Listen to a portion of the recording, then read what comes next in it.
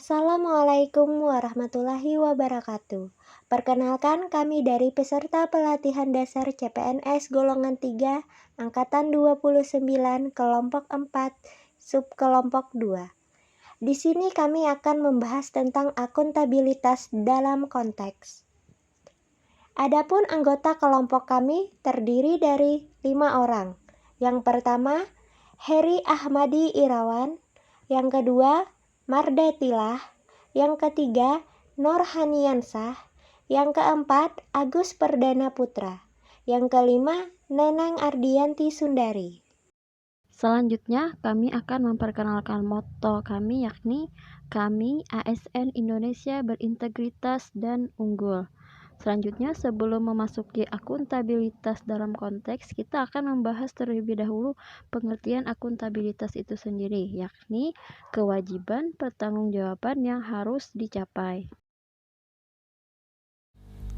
Akuntabilitas dalam konteks transparansi dan akses informasi. Contoh kegiatan yang pertama yaitu tidak terbukanya pelaporan dana BOS. Akar penyebabnya yaitu tidak adanya rapat dalam pembuatan ARKAS. Dampak negatifnya yaitu adanya rasa saling curiga antar guru dan menimbulkan ketidaknyamanan kondisi dalam lingkungan sekolah. Dan solusi permasalahannya yaitu mengadakan rapat dalam penyusunan ARKAS dan saling berbagi informasi dalam menjalankan dana BOS. Contoh kegiatan yang kedua yaitu tidak menyampaikan informasi mengenai bansos. Akar penyebabnya adanya rasa malas di dalam diri dan beranggapan tidak menguntungkan dirinya. Dampak negatifnya yaitu merugikan masyarakat yang seharusnya mendapatkan informasi. Dan solusi permasalahannya yaitu perlu adanya sosialisasi mengenai bansos. Akuntabilitas dalam konteks yang kedua adalah akuntabilitas dalam konteks praktek kecurangan dan perilaku korup. Di sini yang pertama contoh kegiatan atau perilaku penyalahgunaan anggaran sekolah atau dana BOS. Akar penyebabnya kurangnya integritas dalam diri ASN dan adanya kesempatan. Dampak negatif yang ditimbulkan kurangnya fasilitas sarana dan prasarana sekolah dalam menunjang pembelajaran. Solusi permasalahannya memberi pengawasan terhadap penggunaan dana BOS. Contoh kegiatan perilaku yang kedua adalah sering terjadi kegiatan pungli. Akar penyebab dari masalah ini ada beberapa sikap yang membenarkan perilaku kecurangan tersebut. Dampak negatif yang ditimbulkan akan menjadi sebuah kebiasaan negatif apabila terus dibiarkan. Dan solusi permasalahannya adalah memberikan sanksi tegas kepada pihak yang terlibat dalam perilaku pungli tersebut. Akuntabilitas dalam konteks penggunaan sumber daya negara. Contoh kegiatan atau perilaku yang pertama, menggunakan sarana dan prasarana sekolah untuk kepentingan pribadi, misalnya kuota internet sekolah. Akar penyebab, tidak adanya hotspot pribadi dan keterbatasan membeli kuota.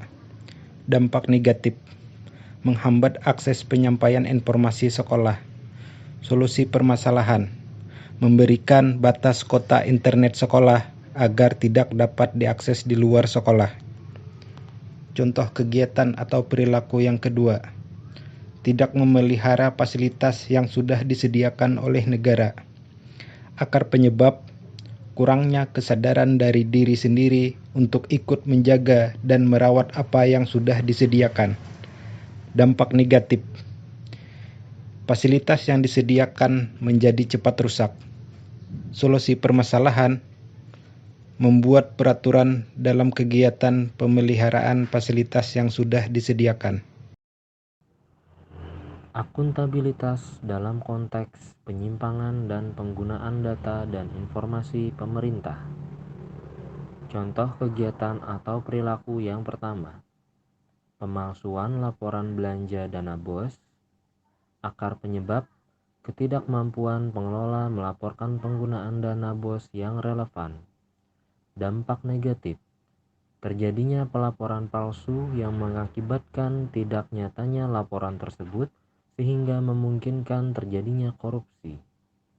Solusi permasalahan, laporkan semua laporan sesuai dengan anggaran dan rencana belanja yang sudah ditentukan secara nyata.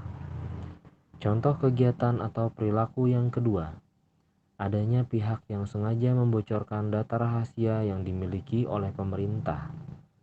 Akar penyebab, adanya akses untuk melakukan hal tersebut demi keuntungan pribadi. Dampak negatif, pemerintah mengalami kerugian. Solusi permasalahan, memperketat penyimpanan data dan membatasi setiap akses orang yang ingin menggunakan data tersebut. Akuntabilitas dalam konteks konflik kepentingan. Yang pertama, contoh kegiatan atau perilaku pembelian pengadaan barang dan jasa yang melibatkan pengelola secara langsung. Akar penyebabnya, pengelola dana bos sekolah mempunyai usaha yang bersentuhan langsung dengan kegiatan belanja dana bos. Dampak negatif, terjadi kerugian negara berupa penyelewengan dan pemalsuan harga belanja. Solusi dari permasalahan ini, lakukanlah pembelian pengadaan barang dan jasa melalui pihak yang tidak berkaitan secara khusus terhadap pengelola dan dapat dipertanggungjawabkan pelaporannya. Yang kedua, contoh kegiatan dan perilaku penyalahgunaan alat transportasi dinas. Akar penyebabnya, adanya peluang untuk melakukan hal tersebut, dampak negatif merugikan pemerintah, dan solusi permasalahannya perlu adanya tindakan dari pemimpin. Demikian presentasi dari kelompok kami. Sampai jumpa di lain waktu. Wassalamualaikum warahmatullahi wabarakatuh.